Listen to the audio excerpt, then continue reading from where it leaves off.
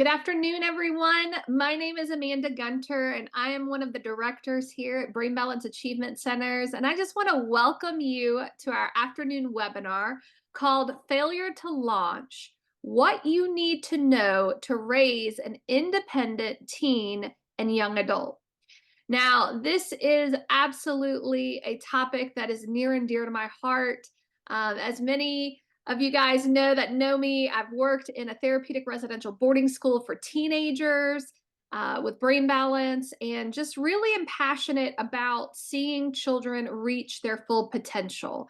And we all know that independence and watching your child launch into adulthood is one of the greatest joys as a parent that you could ever see and experience.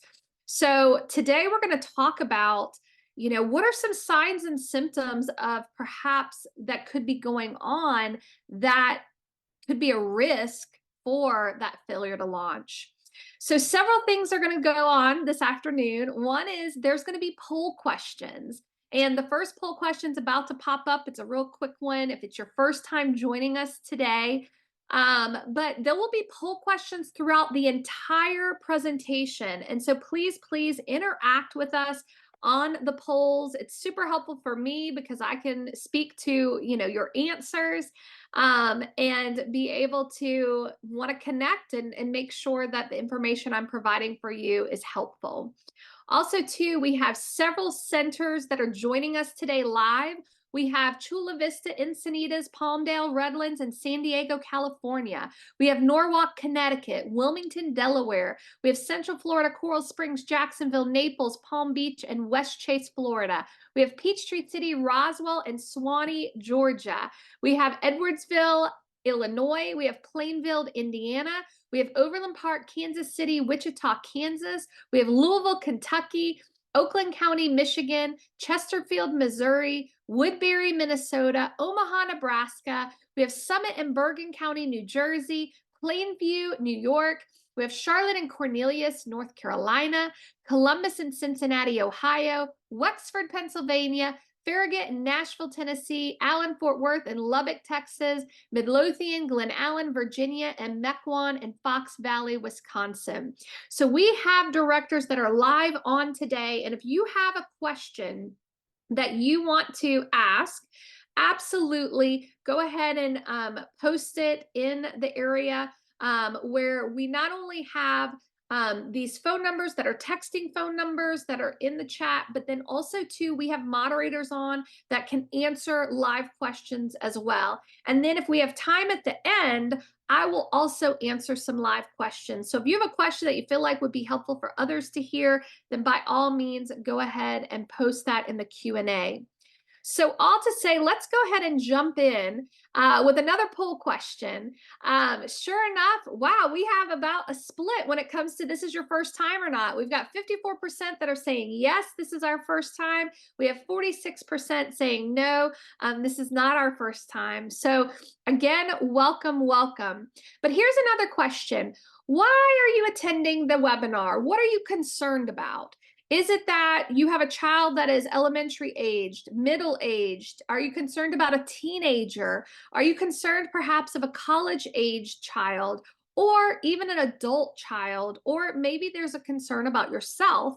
But it's always helpful, again, to kind of know what age group do we have on this afternoon, and what age group of a child are you concerned about?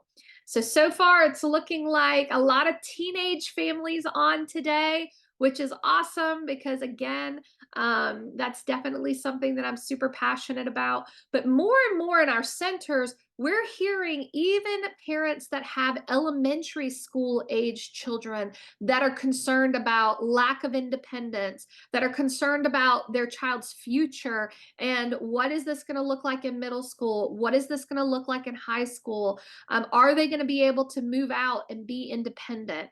So we're going to talk about some of those risk factors and some red flags, even for younger children, that could impact their ability to be able to be independent and their ability to be able to launch.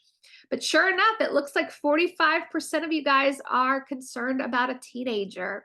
And again, that is definitely common because what is it in the teenage years, right?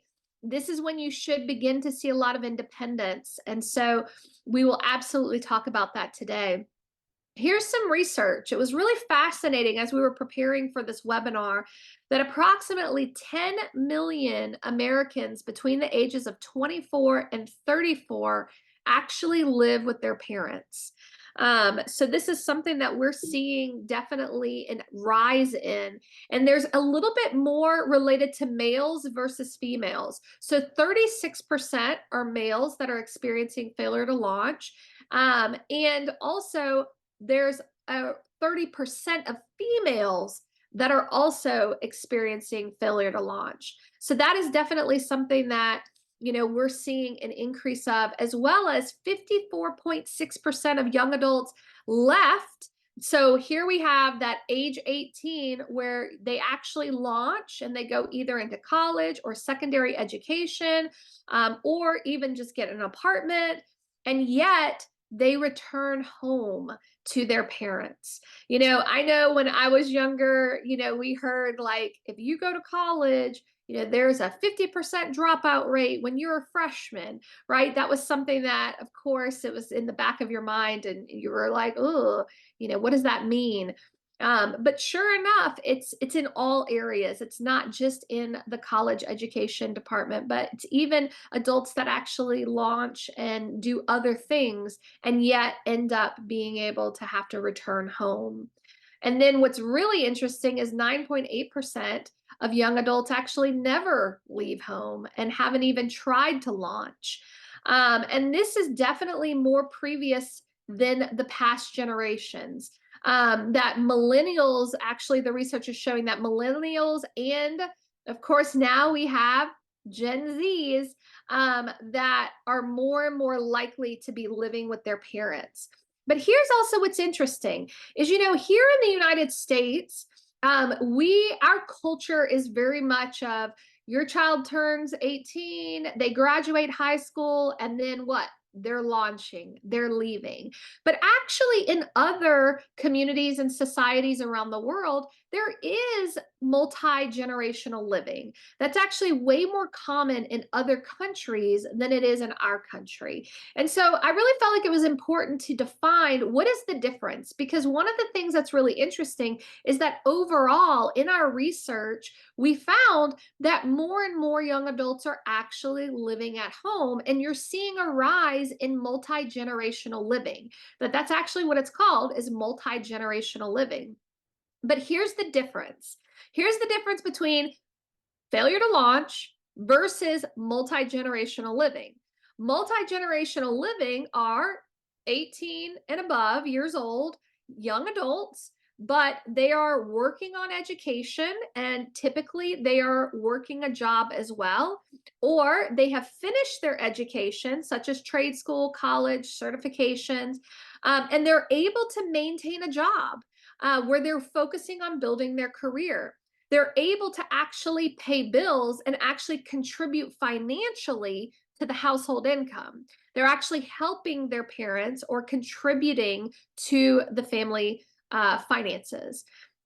And also, too, many of them are paying off loans, such as student loans, or many of them are saving up money to be able to purchase a home.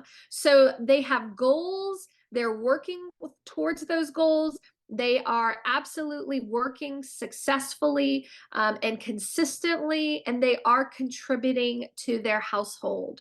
Whereas failure to launch young adults, they lack motivation. They have difficulty keeping a job. They may have difficulty even finding a job. They can be very withdrawn and very isolated. They do not contribute financially to the household income. If anything, the parents are still paying for everything. And they don't have healthy relationships with peers, and they struggle perhaps with healthy relationships even within their family unit. And so they struggle with it, consistency. They struggle with being able to follow through on things. They struggle with being able to even be reliable. And so there are several polls and research that is showing that when parents are polled, is your child that's living at home reliable?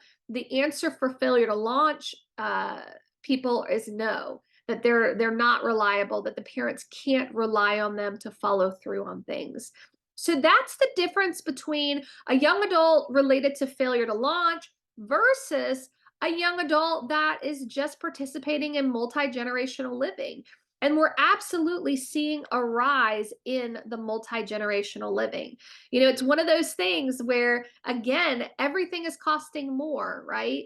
And so housing is costing more, and student loans are really expensive. And you're seeing that young adults are in debt more quicker. So oftentimes you're seeing these young adults living at home, paying off debt, paying off loans, and also working towards a goal of saving up perhaps to purchase a home. So here's another question for you is when did you begin to suspect that failure to launch could be a problem? So again, today we're going to talk about perhaps what are some red flags in elementary school? What are some red flags in middle school? What are some red flags in high school? Or maybe you felt like, what, your child was doing really well and then they launched, and then all of a sudden, due to perhaps some anxiety or depression or just really struggling with interpersonal relationships and social and emotional functions, you find yourself that your child is back at home and that they're not able to be successful as much when they are gone. So this is interesting.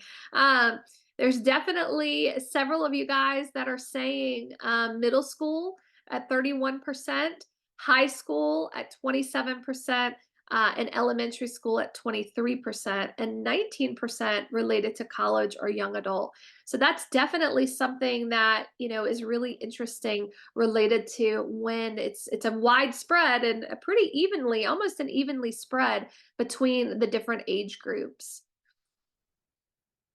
All right, so let's talk about these early red flags related to perhaps that can impact the future independence. In elementary school, there are several things that a child could struggle with that could be a red flag related to their future related to independence. Unable to pick out their clothes and get dressed independently. Children by the age of 4 or 5 years old, they should be picking out their outfits. They should be able to get dressed. Unable to make their own lunch. This is something that, again, should start with little simple things of putting snacks in baggies around ages 4, 5 years old. And by the time they're in third grade, they should be able to independently make their lunch, such as even making sandwiches, peanut butter and jelly sandwiches, ham and cheese sandwiches, whichever type of sandwich, that they would like to do. This would be something that they should be able to make independently by third grade. Being able to complete a list of simple chores and being given a time frame to actually be able to complete that. They also should be able to bring home the materials needed to complete assignments. They should also be able to complete homework on time. So, all to say that if you have a child in elementary school that are struggling with these things, this can be an early indicator of an impact related to their future level of independence. Now, when we think about middle school, it's also very similar, right? Not being able to not only complete homework, but oftentimes in middle school, you start seeing where they're having projects, and the projects are larger projects that require multiple steps. They may even have multiple due dates for different pieces of the project, and so if you have a child that's in middle school that is having difficulties in being to organize their time to be able to complete a multi-step project, that can be a red flag for the future of independence. Being able to bring home papers for you to sign, such as field trip forms or progress reports that should be signed. Those are indicators that, again, being able to communicate from school to home important information that is really pertinent, that perhaps you need to sign up for. Being able to get ready independently. So waking up independently. By middle school, your child should be able to wake up to an alarm. So if you're still having to go in there and tap them and say, get up, you've got 5 minutes, you've got 10 minutes, you've got 20 minutes, now you're going to be late. This is something that is an early indicator of a concern for independence. Um, Also, too, if they're showing little interest in extracurricular activities, they're showing low interest in having friends, being able to maintain friendships, having certain friends that are consistent, being able to have a best friend, being able to be invited to birthday parties, to be invited to certain events, being able to handle going to those events, being able to be at perhaps at a Chick-fil-A and being able to sit with friends independently where you drop them off, they have lunch or dinner, and you pick them up. So they're not going anywhere, but they're able to be with friends and be able to eat a meal together independently. Also, too, hygiene. Okay, so that self awareness piece of being able to put deodorant on and making sure they're brushing their teeth and combing their hair and their clothes are clean. Those are also things that are really important. And then also, too, dirty dishes, and just different elements of hygiene that are really important. If there's not really an awareness or a care for those things, that could also be a concern. Now we're in high school, right? And many of you guys said, I'm concerned about a teenager. All right, so let's talk about that. What does that look like in high school? Well, you've got the anxiety. So, increase of anxiety or depression, being withdrawn, wanting to isolate, having low motivation to actually do things with people related to family and friends, spending hours on screens where you're beginning to really get into arguments and fights over their phone, over their technology. They're basically forgetting everything that they're responsible for and only focused on that iPad or those video games.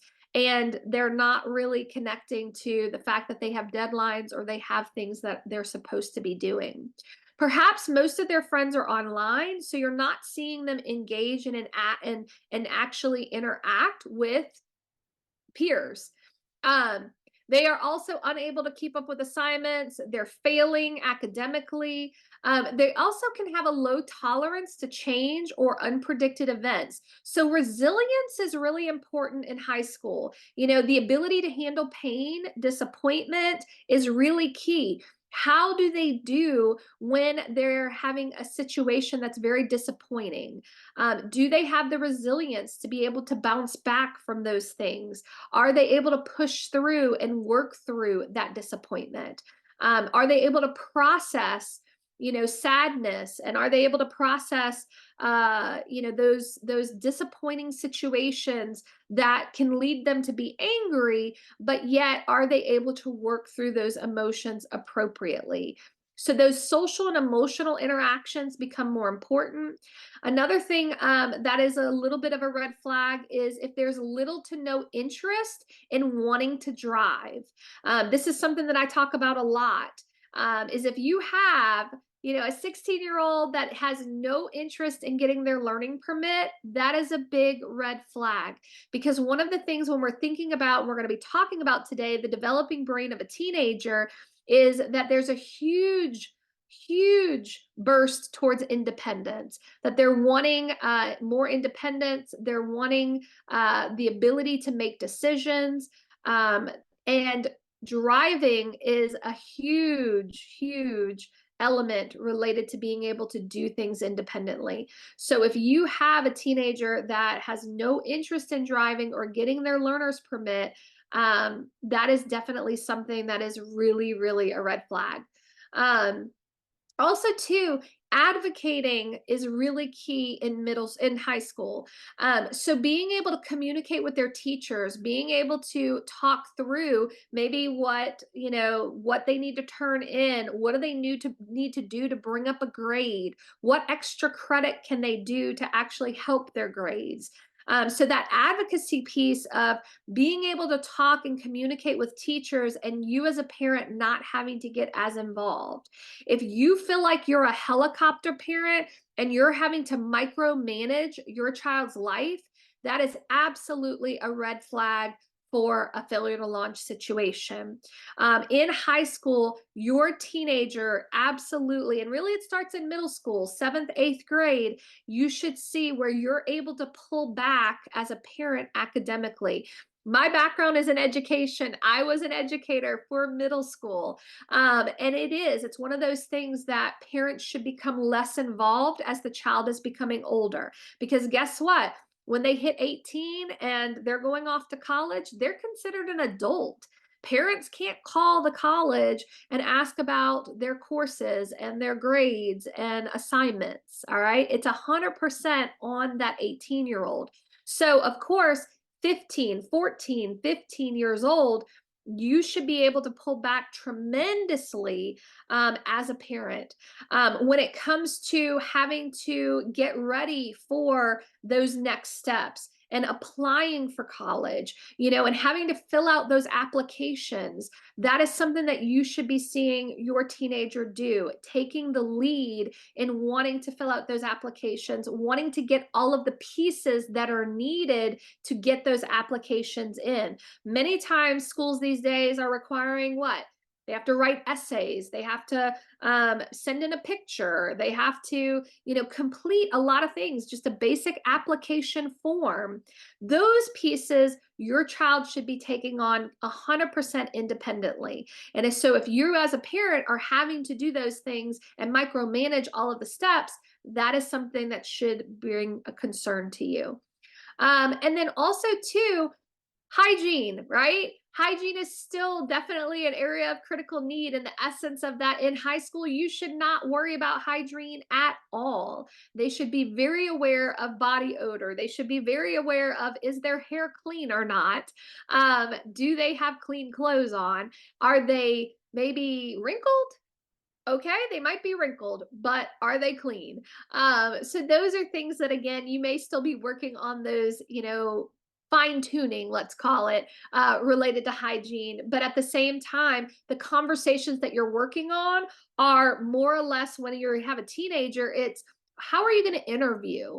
What are you going to wear for an interview? Your child should want to have interest outside of the home. They should want to either have interest in getting a part-time job or doing babysitting or pet care things. And I mean, there's lots of different ways, but they should have a desire to want to earn their own money, right? Because it's all about working towards independence.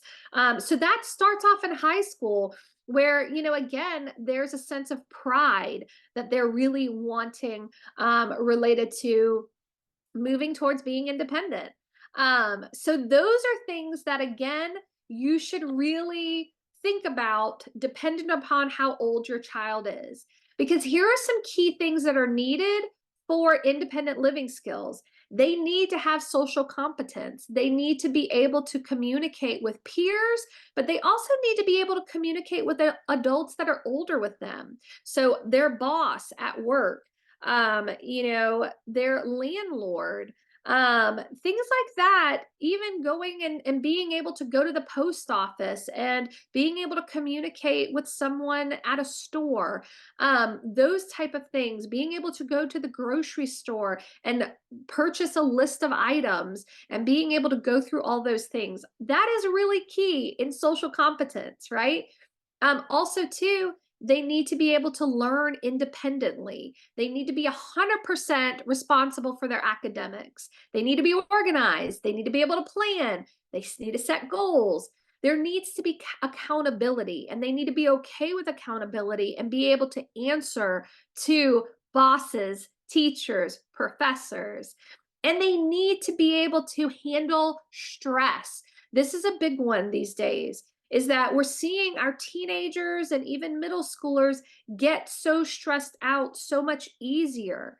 And we all know as adults, right? Like if we could all go back to being a teenager again, we would, because the stresses of a teenager is very different than adulthood.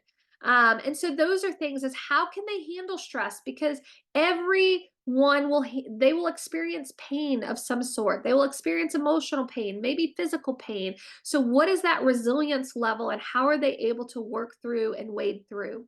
When you have teenagers, your parenting style really kind of should be shifting more to a coach, right? Where you're coaching, you're encouraging, you're guiding, because again, you're really trying to create an adult.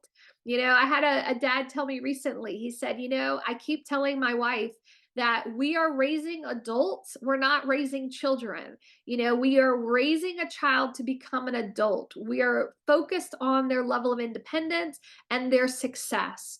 And just like I said, it's the greatest joy to see your child launch, and to be thriving independently. So there's got to be adaptability. They've got to be able to adjust and be able to handle change, because we all know, we as adults have experienced a lot of change, right? Even in the last few years with COVID and all of the things that we've dealt with, there's a lot of things that can be thrown at them that requires that adaptability. So here's a question for you. What is your biggest concern for the future? This is something that is really critical.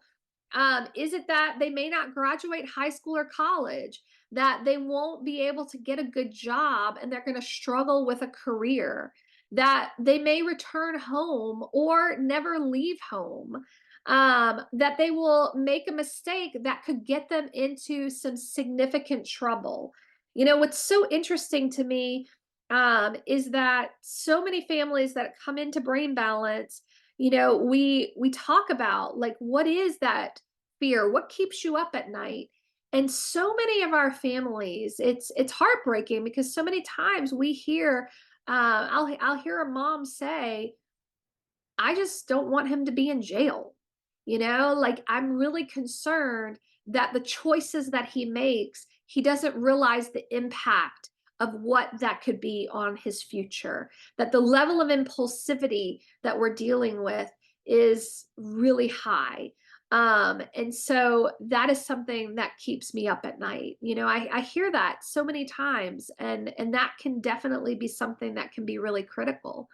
Perhaps it's that, they won't be able to maintain healthy and adult relationships.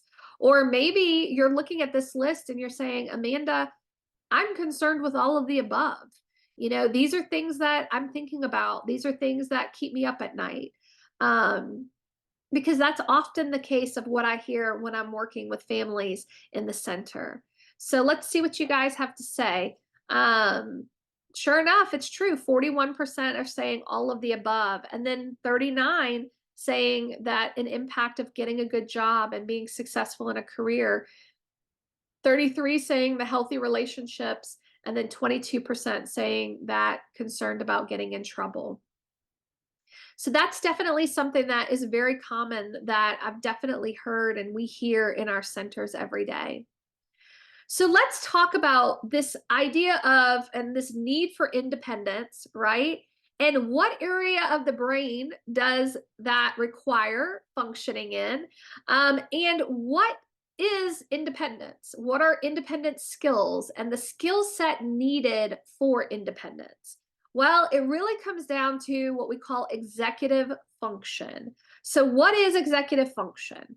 Well, executive function is it's a skill set related to the ability, it's a brain function in the ability to be able to set and achieve goals, be able to prioritize and plan tasks, being able to focus and be on task and stay on task, being able to filter out distractions, being able to control those impulsivities, being able to remember instructions, and being able to juggle multiple tasks. Okay, so executive functioning and self-regulation skills enable us to be able to do all of those things. But what does that mean? Well, here's the thing. Executive functioning skills, we're not born with these skills, okay? However, every child has the potential to develop them. All right, but what needs to go on in the brain for a child to be able to develop this skill set? Now, here's another question for you. All right. Where do you feel like you have to support your child the most? Is it related to goal setting and planning? Is it related to self esteem? Is it related to understanding finances? Because that's something that I haven't even mentioned yet, but think about it. Managing their own money, being able to hold on to money. Do you have a child that they get $20 and they just burn through it? They cannot save, they cannot wait, they can't handle that delayed gratification. That's also a little bit of a red flag, right? Because that tells you perhaps what their future would look like related to managing money. So, are you concerned about understanding finances? Are you concerned about the emotional maturity? So these are those resilience, being able to handle disappointment, being able to handle and adapt to change, those social and emotional elements related to social skills and relationships. Do you have concerns there? What about self awareness and just self care? Because one of the things that we often talk about is self awareness. What am I feeling versus what am I thinking?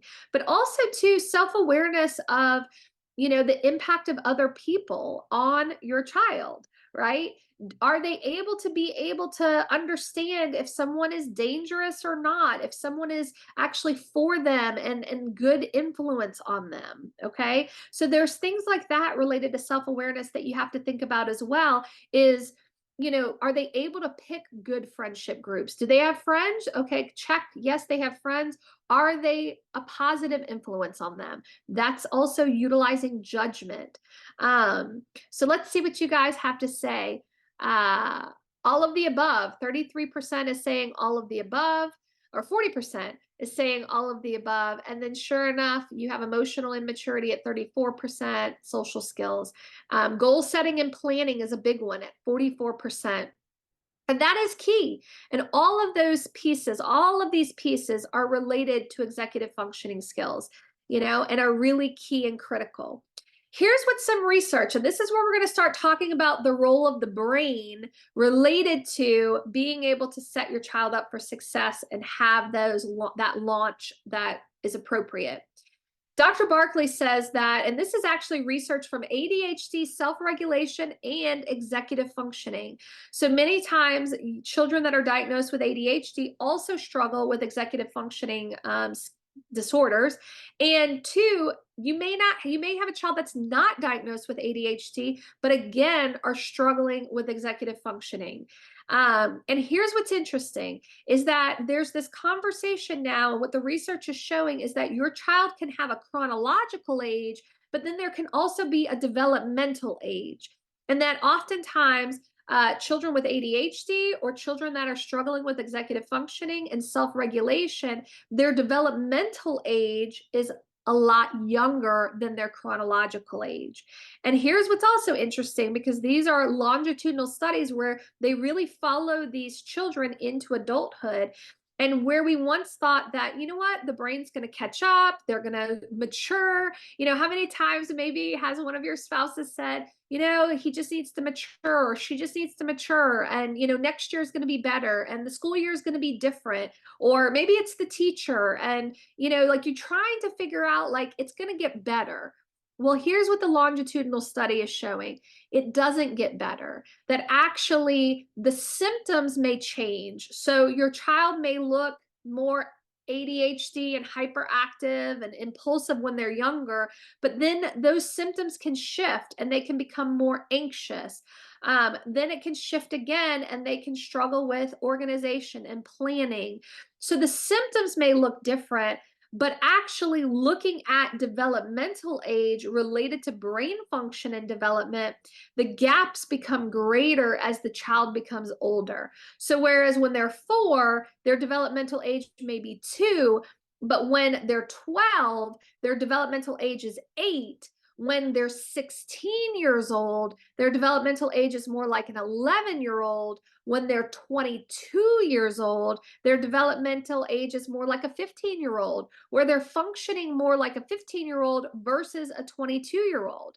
So if you have a 22-year-old, you're expecting independence, and yet their developmental age is more like a 15-year-old. So no, they're not going to be ready to live independently. And so this is something that is really interesting to where, the gaps become greater as the child becomes older, but that it actually lasts into adulthood and it does affect relationships, it does affect career.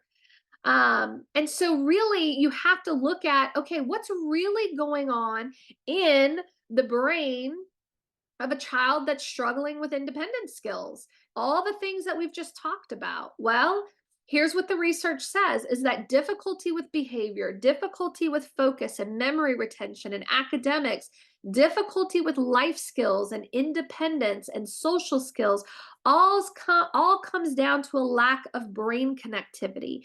And when you have a weakness in brain connectivity, that's when the child is going to behave at a younger age. That's when you're going to see that developmental age be functioning a lot younger than their chronological age. And that's what we look at, and that's what we deal with a lot at Brain Balance. So let's talk about, okay, if there are underdevelopments in the brain and we have immaturities in the brain, then what do we do? Well, the good news is that we can develop the brain. Okay. We once thought that once your child turned a certain age, that was it. The brain was developed and you got what you got, right? But we now know that's not the case. The latest research says that through the study of neuroplasticity, that we can improve brain connectivity throughout a person's entire life. Okay, that we can absolutely see brain change and better connectivity all through even adulthood. So that's the good news, is to be encouraged that you can actually do something about this. If you feel like your child's brain age doesn't match their chronological age and you're feeling like there's immaturities there, the good news is that we can change the brain and we can improve the function of the brain and we can build connectivity in the brain.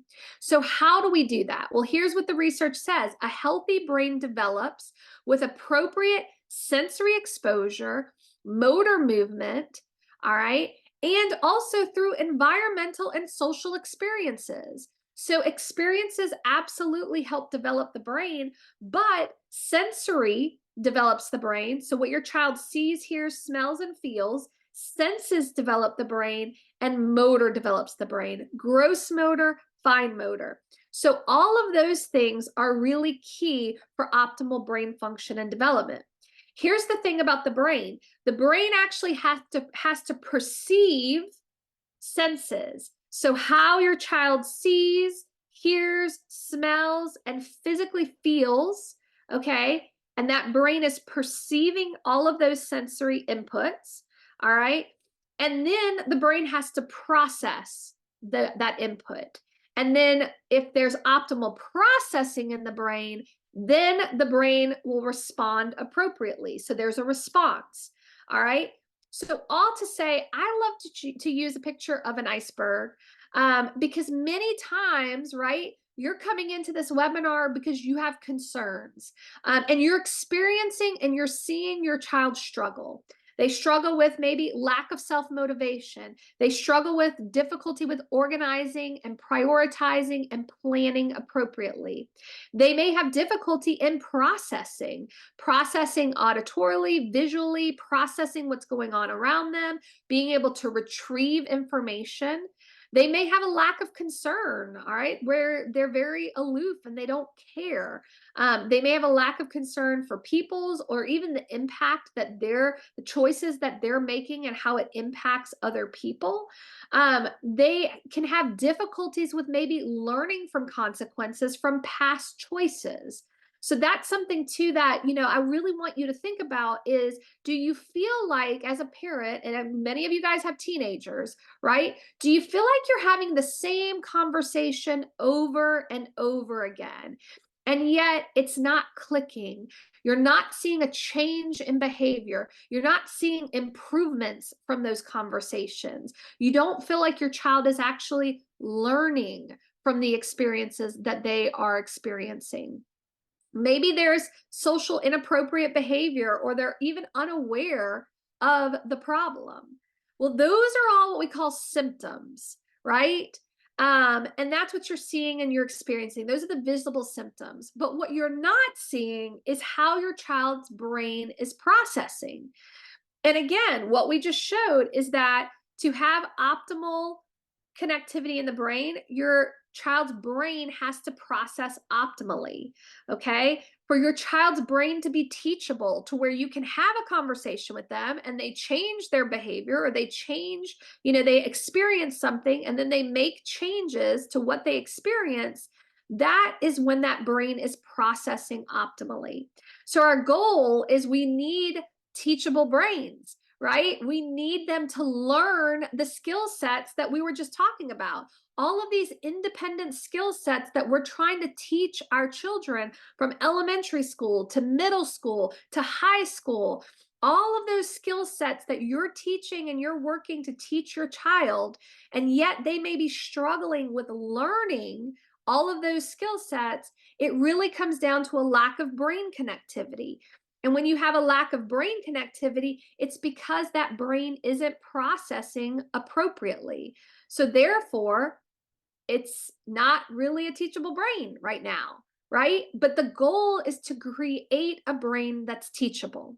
And so, just like I said, here's what the research says: for optimal brain development, you have to have multiple sensory input simultaneously with increased intensity over a period of time. That brain needs to be able to have appropriate visual system, auditory system, motor systems, gross motor, fine motor. So if we want optimal processing in the brain, there's a lot of developmental milestones that need to take place. One of the first things that we look at brain balance is there anything that's blocking optimal development? All right. There are these things called primitive reflexes. Now, primitive reflexes are involuntary motor responses that every baby's born with. They facilitate in the birthing process, and they're present because the brain isn't fully developed. All right. In babies, their brain isn't fully developed, but it's through a baby's sensory systems. So we all know baby Einstein, multi-billion-dollar industry, right? What your baby sees, hears, smells, feels, all impacts the way their brain develops, because senses develop the brain. So senses develop the brain, and motor. And you hear about motor milestones in babies, right? They lift their head, they roll over, they sit up, they crawl, they stand up, they walk. But motor continues to develop. And that's something that, I talk about on different webinars, is that motor has to continue to develop. They need to be coordinated. They need to have appropriate body awareness. They need to move their body in space appropriately. They need to like to be physically active. If you have a teenager or a middle schooler that they're not physically active and they don't like to move, that is a sign of underdevelopments in the brain, because motor develops the brain, gross motor, but also fine motor. So the small motor movements of the finger also develop the brain. But primitive reflexes are present at birth. They're really critical in the first year of life because that brain isn't fully developed. But it's through the development of their sensory systems, their motor systems, that actually inhibit these primitive reflexes. So in 3 years old, 4 years old, elementary school, middle school, high school, these primitive reflexes should not be present any longer. However, we find oftentimes children that have underdevelopments in the brain, they have underconnectivity in the brain, all right, they still have active primitive reflexes, which is inhibiting development. All right, so for example, there's what we call the Moreau reflex, and the Moreau reflex is the startle reflex, and the startle reflex can impact social and emotional development. It can cause mood instability. It can cause a lot of anxiety and irritability. So primitive reflexes can inhibit development, all right, and yet they're appropriate when they're in babies, but they're not appropriate in children. All right, so that is something that we look for: is why is your child's brain not functioning optimally? One thing we look at is, do they have any primitive reflexes that's inhibiting development? And then we have to look at their sensory systems. How does your child's visual system function? Their auditory system? Can they physically feel their body? Can they smell appropriately? Because again, senses develop the brain. And then motor development, gross motor, body awareness, muscle tone, coordination, all of that gives us insight in how your child's brain is functioning. I often say A coordinated body is a coordinated brain. And so if you feel like your child has weakness in coordination, that is a sign most likely that there's a weakness in brain function. Then we look at fine motor functions, right? So small motor movements of the hands, handwriting, being able to open things, close things, all of that is related to fine motor development. And all of these areas are critical for optimal processing in the brain. We really need that brain to process optimally to have an optimal teachable brain. All right. But if there are any underdevelopments in any of these areas that I just talked about, that's going to inhibit optimal processing. And so that is where that's the root cause and the root problem to perhaps why your child's not able to launch appropriately, or that fear of independence.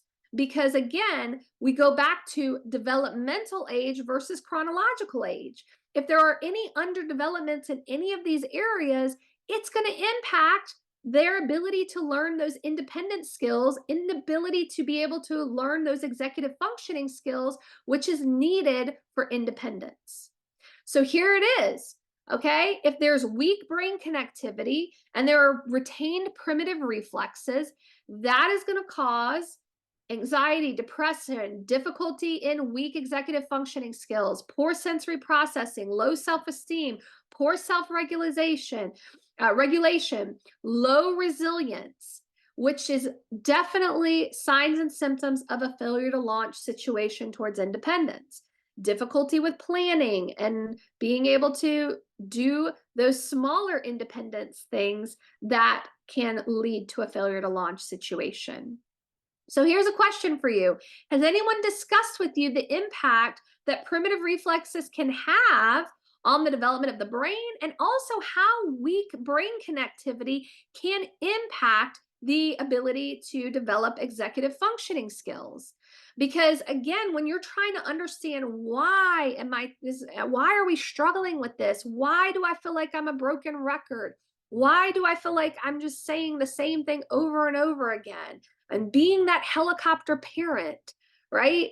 It's due to a lack of brain connectivity. And if you have a lack of brain connectivity, that's going to impact your child's ability to learn this important, very important skill set needed for their ability to thrive and be independent and be happy and thriving as an adult. So sure enough, 63% of you guys said no, that this is something that you hadn't heard. And yet it's really getting to the root of what's going on and why your child is struggling. So here's the thing. The stronger our brain connectivity is, the more accurately our brains can process information around us. And that's the beauty. You actually see improvement in cognition. You see improvement in reasoning skills. You see improvement in focus, attention, follow through, setting goals, pursuing goals, following through on those things, motivation.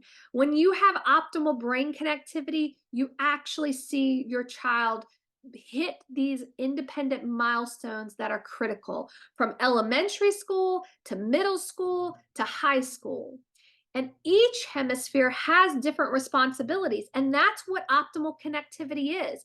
It's both hemispheres of our brain cross-communicating effectively and efficiently. You see, you have the right hemisphere of the brain that perceives. So it perceives that sensory input.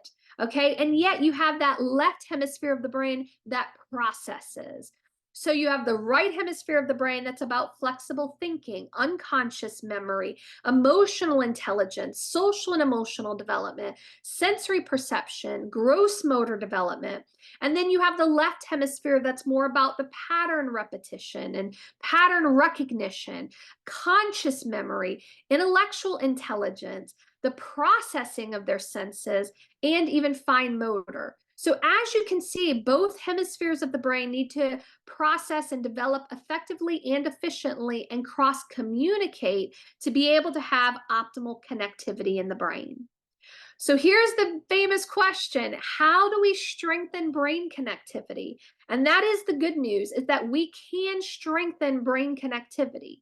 Okay, so here it is. We need to strengthen brain connectivity with utilizing a unique combination of exercises, both sensory and motor at the same time. So, to activate the brain through your child's visual system, their auditory system, their olfactory, which is smell, tactile, which is, the ability to feel, and developing those gross motor and fine motor functions and inhibiting those primitive reflexes. So, here from attending our webinar today, we have this free guide that's going to be sent to you. I think it's also thrown up in the chat, but this will be emailed to you. This is a great first step of, again, understanding the warning signs. And then also, too, we have different strategies that you can use to help measure what is your child's level of independence. Should you really be concerned? Of course, after the webinar today, hopefully you feel like you have a good sense of, should I really be concerned or not? But also, these give you some really good strategies on being able to educate your child on finances, being able to educate your child on smart goal setting, being able to be aware and grow in that self-awareness for your teenager. So this is a guide that is going to be automatically sent to you. But we also have more resources that we want you to reach out to your local Brain Balance and ask them for the extra resources that will help activate your child's brain. In these resources, we give you specific music, specific smells, specific activities related to their visual system, their auditory system, a lot of ideas related to gross motor development, fine motor development, a homework survival guide, that you can actually start activating your child's brain even at home, where you can really think about how environment fosters development. And so these are available to you as you reach out saying, hey, I watched this webinar. Amanda said there were extra resources that you could send me on activating my child's brain to help build brain connectivity. This is absolutely something that is available to you. Now, here's the other thing is that in our centers, this is what we do. We absolutely can look and assess your child, look at their brain function, where are their strengths in brain function, where are their weaknesses, and how it's impacting brain connectivity and how it's impacting development. And then we create a customized plan where we can really give you a customized plan to really see powerful change and improvement in brain connectivity. And it's research based. We have an awesome study from Harvard that shows that the brain balance training had clinical and behavioral and neurobiological effects on par with pharmacological treatment. So even the neurobiological changes, that's brain change. There were actual physical brain change that was shown after students participated in the Brain Balance program. But we also are a drug-free, backed by research, where we've got multiple research studies that are showing improvements, an 81% improvement on children with ADHD that were reported related to doing a 3-month program in center, where after a 3-month program, parents reported significant improvements in the ability to feel happy, academic follow through, increased motivation, improvement in school performance and test scores, improvement in social confidence, and a reduction of anxiety. There's also incredible research from the Cambridge Brain Sciences that actually show brain change in the areas of executive functioning skills. So that memory and planning and being able to follow through on tasks, that is something that we also have research that supports our program. So all to say that if you're like, oh my goodness, this makes sense to me, then I would highly encourage you not only to reach out to the center to get the free resources that are available to you, but also schedule an appointment. Say, you know what, I just want to get a pulse and an understanding of where my child's brain is functioning, and where are we at. And that's information they can provide for you. They're going to consider and look at primitive reflexes. Does your child still have primitive reflexes that's impacting development? Where is your child's sensory systems, their visual system, their auditory system, their ability to smell, their ability to feel? Where are they functioning motor, gross motor, fine motor? So you can really get an understanding of that developmental age versus chronological age, because that is so helpful when you're thinking about parenting style and you're thinking about expectations and what you should expect. Because oftentimes our families are like, you know what, my child's 15, but I feel like oftentimes I'm dealing with a 10-year-old or a 12-year-old. Well, we can give you concrete answers of exactly where your child is functioning, and then create a customized plan with you to improve brain connectivity. We have multiple options. We have at-home options. We have in-center options. We have a hybrid of both. So there's a lot of options that are available to you as a family, and you would work with the director to create a customized plan based on your child's needs and your family's needs. So I would highly, highly encourage you guys to take that next step. You know, there's so many things that we can't control, right, in society right now. But what you can control is the future of your child. And you can provide them the tools that they need to optimize brain connectivity and be able to really set them up for success in every area possible. So these are the centers that have participated today. Again, reach out to them. I know we have just a few minutes to be able to answer a question or two. We're coming to an end. We really try to keep these as an hour, but this is definitely something that hopefully gave you some answers of understanding perhaps why you are struggling and why your child is struggling. It is appropriate for teenagers to want independence, you know, and there's obviously stresses with that as well, but it's absolutely something that's neurotypical. And so if you're not having those opportunities and they're not having those opportunities, those are definitely red flags. So let's ask, let me answer some questions for you guys. Awesome, Amanda. It sounds like a lot of parents have really identified with what you've gone over today.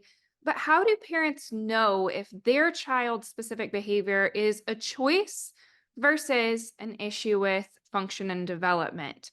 And is there an easy way for them to determine that? Absolutely.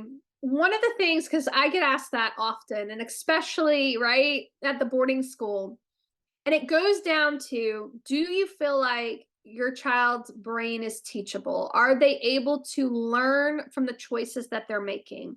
I would say all the time at the boarding school, you know, our kids are going to make poor choices. Even after brain balance, they're going to make poor choices, right? Because learning and having those experiences from the choices that they make, you know, that's part of life. You know, if we really think about it as adults, all of us could sit probably and think of some decisions that we made that were poor choices or maybe not the best, right? But it's an opportunity to learn. It's an opportunity to grow from those choices. So oftentimes I would say to families, you know, is it just behavior, in the essence of, you know, they're having to learn and they're having to experience things, and learn from those experiences? That's the question. Do you feel like your child is learning from the choices that they make, positive or negative? Are they learning from their experiences?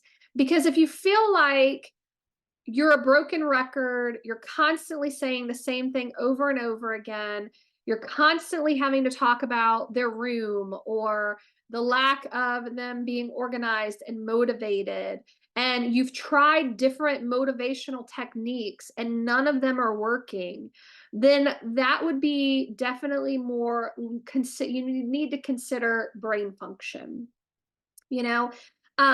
So it's one of those things where you have to look at the whole picture as far as, you know, when they have positive experiences, you know, how do they respond, how does that brain respond, versus negative experiences. But it's really comes down to, you know, are they able to truly learn academically, socially, and emotionally? Do you feel like that they are progressing, at a neurotypical rate. And granted, I know it might be hard of like, okay, well, what is a neurotypical rate? Well, again, do you feel like you have a high schooler and yet they are more functioning like a middle school level? Are you micromanaging? Are you having to be that helicopter mom or dad?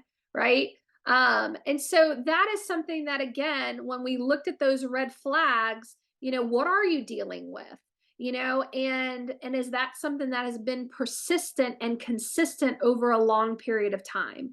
Because that's definitely something where, if you were seeing signs and symptoms in elementary school and maybe you didn't realize that it was failure to launch, right? And then you had a different set of concerns in middle school, and then so you're struggling for multiple years in different ways, even, that is definitely more related to brain function and development. If it's, man, my child was thriving, was doing amazing, was very successful in multiple things in multiple areas, and then all of a sudden something's happened and the change of behavior is unbelievable. Well, then you have to look at that environmental piece. Is there anything going on in the environment that's impacting the way your child's functioning? But typically, when we're talking about underconnectivity in the brain, it's over a long period of time. The symptoms may look different, but yet you've been struggling with this child for a while. I hope that gave you some things to think about. Thanks, What's Amanda. We'll Yeah, do ask we have one another more question? question. Mhm. Um, for kids that are maybe in the elementary school, middle school age group that are starting to struggle, will their development catch up if they make healthy choices, add in some coping mechanisms, or is this something that will progress as they get older? Well, I think that's where you really, booking an assessment and doing an assessment would probably give you the best answer related to that. But just as I presented the research from Dr. Barkley over the longitudinal studies that, many children, things can progress and get worse as they get older. And I think sometimes it's hard because every child's developmental age and chronological age changes, right? Like your chronological age changes. And so the symptoms may look different. That was something that we talked a lot about at the boarding school for the teenagers, where that when they were in elementary school, things looked really different. They might have been hyperactive, they might have been impulsive, they might have, yeah, they, had trouble sitting still to do their homework, or they didn't want to do homework, and, school was a struggle. And then in middle school, it could be that, they're sitting at the table for homework, but yet I can't get them to do it. We're having knockdown, drag out fights over just finishing things. Or, they're not remembering to bring home certain things. So that's the thing, is that the symptoms can change and can look different based on your child's chronological age. But at the same time, again, if you're seeing persistence in problems and you're having a consistency of concerns, then the answer would be that you're going to probably have concerns when they're an adult as well, and so that's where, those different levels of independence based on elementary, middle, and high school are really key and really important. And so the requirement for independence increases, especially in the teenage years, right? But if they're struggling in the teenage years, they're absolutely going to struggle in their early adult years, and so if you have this developmental lag, even though, yes, the brain is developing, that developmental lag is going to become greater and greater as they get older. So that's where I feel like getting an assessment and getting some solid answers of what you're looking at and what you're dealing with is probably the best next step for that. Good question. All right. Well, if this information was helpful to you and you for like, oh my gosh, I'm thinking about my spouse needs to hear this, or a colleague of mine needs to hear this, then I highly encourage you to send them the link to sign up for tonight. It will be live again tonight, 8 p.m. Eastern, 7 p.m. Central, 5 p.m. Pacific. And we will actually do this presentation again live tonight at 8 o'clock. So I encourage you to share it if you feel like this was helpful. Get a colleague, get your spouse, get your family members to zoom in and listen, because hopefully this was helpful information.